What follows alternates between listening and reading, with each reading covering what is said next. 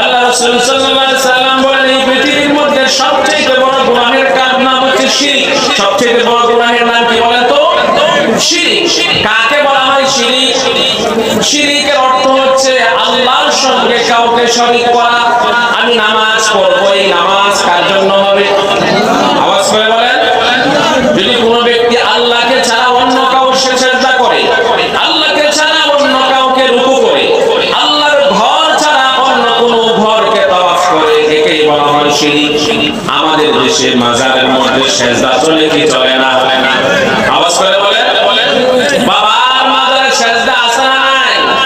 এগুলোকে বলা হয় শিরক।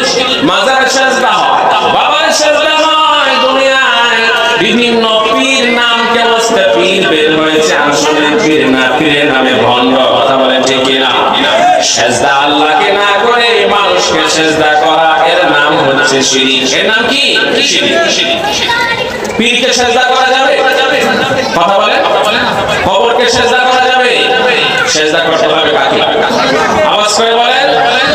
আল্লাহ তাআলা বলেন কুল ইন্না সালাতি ওয়া নুসুকি ওয়া মাহইয়ায়া ওয়া মামাতি লিল্লাহি রাব্বিল আলামিন।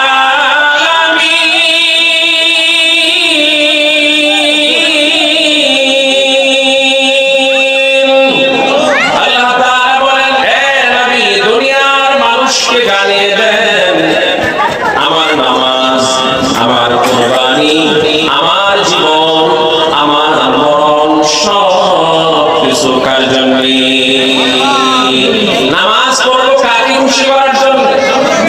সারা মাস তো নামাজ পড়েই না, শুক্রবার দিন আসলো মসজিদে যায় না, বিবি সাহেব ধাক্কায় ধাক্কায় পাঠায় করে সব সবাই নামাজে গেছে, তুমি না গেলে মানুষের কমে কি?